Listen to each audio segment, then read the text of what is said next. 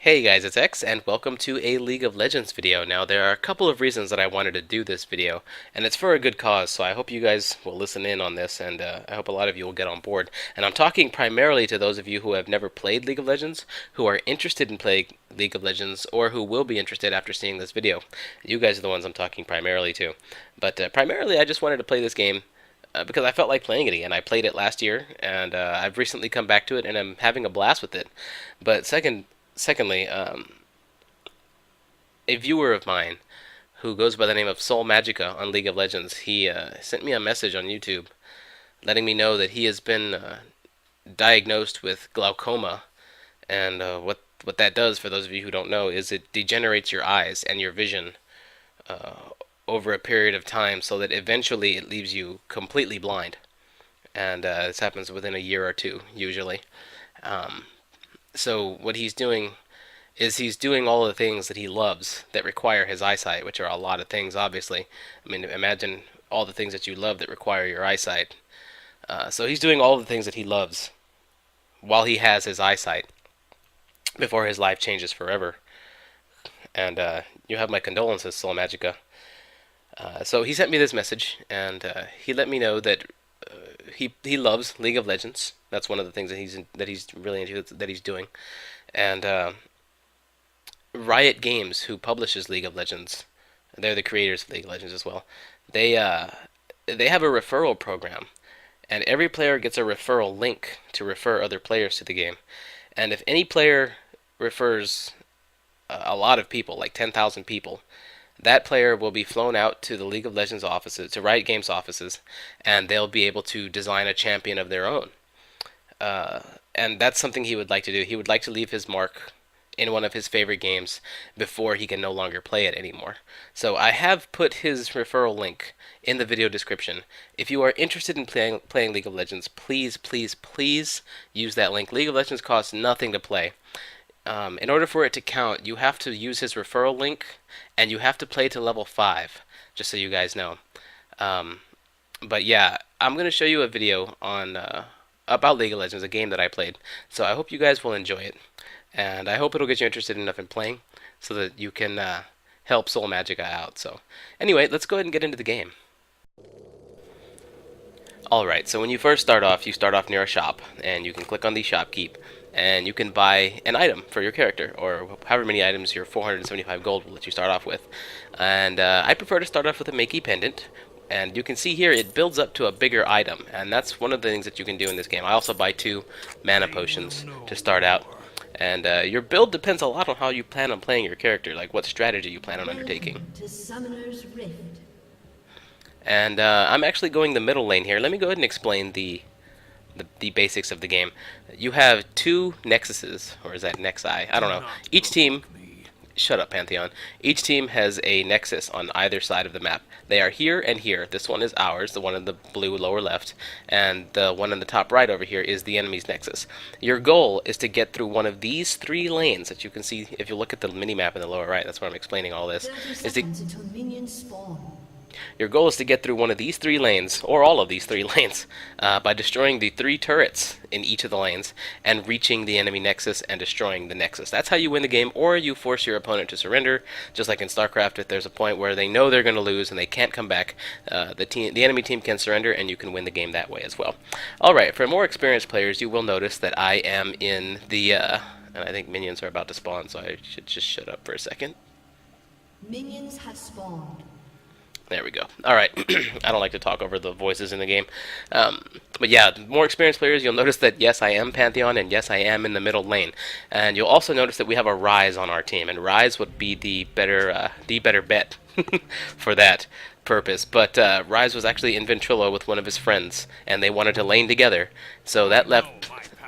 obviously not Warwick. Warwick is not going to go middle lane. That left me or Gangplank to take the middle lane, and Gangplank didn't want to, so I'm taking the middle lane. And I have done this before as Pantheon. Actually, Pantheon is a pretty strong character for the middle lane if you play him right.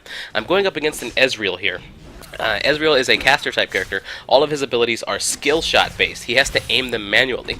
Now, I know this, and that gives me a definite advantage, because I know personally that I am quite good at dodging skill shots. See right there, I just dodged a very good one.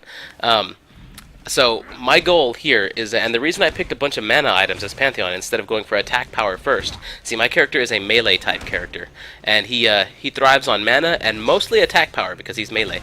But instead of buying attack power items, I bought mana items because my one ranged attack is actually very mana efficient, and you usually want to have a ranged character in the middle lane, not a melee character. But Pantheon can serve as a fair ranged character if you get him mana items, because his mana runs out very slowly. And you can see here I'm using my ranged attack to pick off minions, and I'm using my ranged attack to keep Ezreal back, to put him on the defensive while dodging his skill shots. And the way you do that is you always want to run at a perpendicular angle towards your skill shot, towards Ezreal. Well, not towards him, but perpendicular angle towards him. I'm getting caught up on my own words here. And you can see here I'm putting him on the defensive by continually hitting him with the spear shot, but I make a mistake and I attack him when I have no minions of my own around, and there are nothing but minions of his all around him. So I actually am punished quite severely for that. I'm very low on health. At this stage in the game, it's crucial that you don't return to town yet. You don't, and a turret takes out one of our allies, but First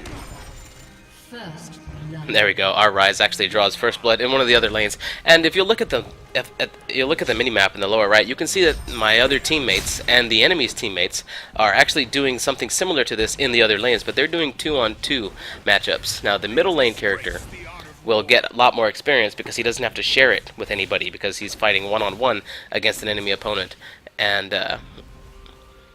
And all the experience that you get from killing minions is going straight to that one character. So that's the benefit you get for going in the middle lane. And Pantheon is a good bet for the middle lane if he's played right, and he has to be up against the right type of character. Like Ezreal is a great opponent for Pantheon to go middle lane against. If I was going up against some other ranged character like Ashe, who could really outrange me, I would have to switch lanes, because there'd be no way that I could really take Ashe in the middle lane as Pantheon. So it's all strategy based. It's all knowledge based. We can see here I punish Ezreal for overextending himself. He uses a heal to try and get away, but then I use my ghost ability, and I'm able to barely pick him off before he gets to his turret with my ranged attack. That was absolutely excellent. That is one of the most important things in this game, is punishing your opponents for the mistakes they make, and you have to punish them hard as well, because this game is very strategic. Anyway, after taking out Ezreal, I returned back to town, and you can see here I'm upgrading my items. I don't see a lot of new tutorial videos for League of Legends actually going through this process, but you can see that Mickey pendant that I bought actually upgrades into this little teardrop item,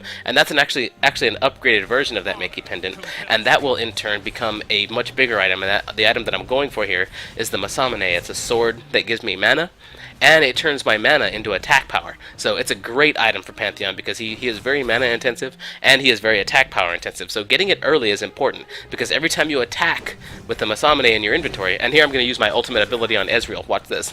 My ultimate ability is called Grand Skyfall, and it drops right on top of my opponent after a short casting time, and it deals some damage. I am able to stun him, but he uses his flash ability to get away. He's running. I do hit him with a spear. He barely survives the spear attack, and I overextend myself, making a huge mistake, and I'm not able to take the damage from the turret. The turret does defeat me.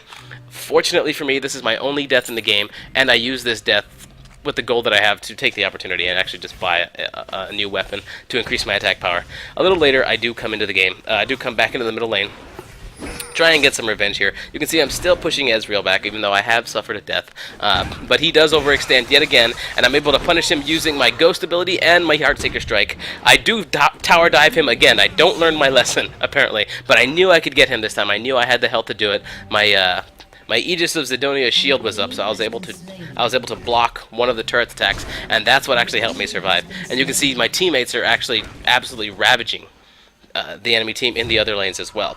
Alright, so shortly after taking down Ezreal, and after my team wins several fights in the other lanes, I do return home to fully upgrade the Masamune. You can see I've fully upgraded it. Now that that's done, I can pick up my Boots of Speed, and this will allow me to run faster on the battlefield, and you can see that too upgrades into something bigger when combined with another item. So the combination system in this game is actually very intricate, and there's a lot of customization for your character. Now you can see here I see Warwick is low on health and he's retreating. I don't want him to use his recall ability, so I use my Grand Skyfall, which is my ultimate, to catch up to him even behind his own turret, and I do gain a killing spree off of him, meaning I've killed several opponents without myself dying. So that is That is an excellent move of excellent use of Grand Skyfall to go behind the enemy defenses. Shortly after taking out Warwick, I take out that small mob of enemies, and I join my teammates in attacking this turret. You can see here we have Gangplank, Warwick, and myself all beating on this turret with my turrets, with our minions taking the hits from the turret blast. So we destroy a turret here, and Garen takes out an enemy in the lane. You can use this tall grass. You can see me hiding in that tall grass there with my shield spinning around me.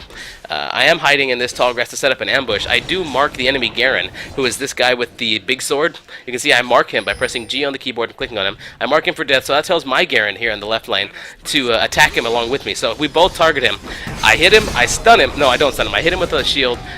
Garen goes in. We are attacking. My goal, I'm getting focused down here. My goal is to bring them back to the turret. They fall for the trap. The enemy Krasis, I think that's his name, Krasis, uses his ultimate ability to become a very durable tank-type character, but I stun him near the turret, I get the kill, the enemy Garen comes in like a fool, and he is absolutely devastated as well. So that little ambush attack turned out very, very nicely for me and Garen here in this lane. So you can use that tall grass to your advantage. And I'm sorry if I'm talking very quickly, guys.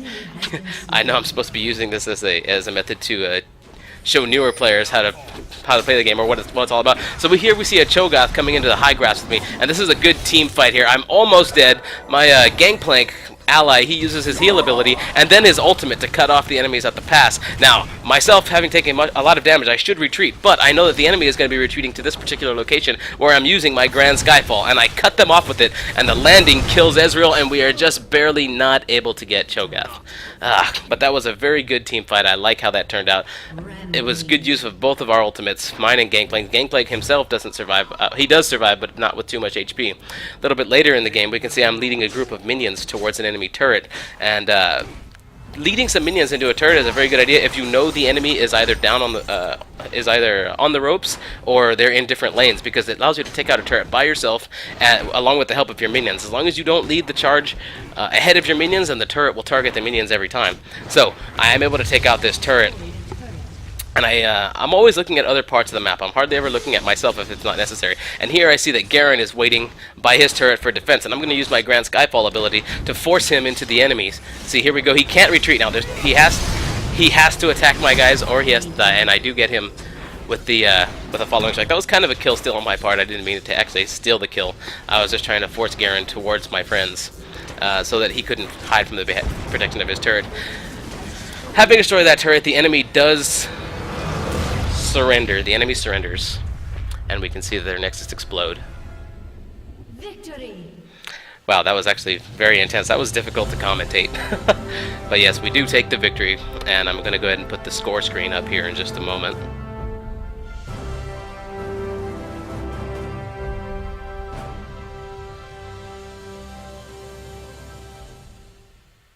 And here is the score screen.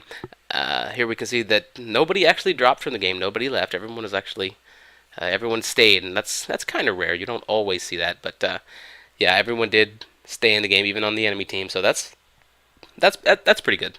Anyway, again, guys, that was a good game. I like how that played out, and I know I'm going to get a lot of criticism because the League of Legends community is filled with a bunch of people who think they know the only way to play the game, when really you can play it in several different ways. Don't let people tell you that the way you're playing is wrong, because if it fits your strategy and if it seems to be working for you, I say you do it. For instance, like I said earlier, playing in the middle lane as Pantheon is very unorthodox, but it can be done, and it can be done successfully. You just have to make sure the conditions are right for it, and in this case they happen to be. And getting Pantheon his ultimate ability early is important in a team, because Pantheon is an incredibly devastating character if he's out leveling people and if he's got the right items. So putting him in the middle lane can definitely benefit a team.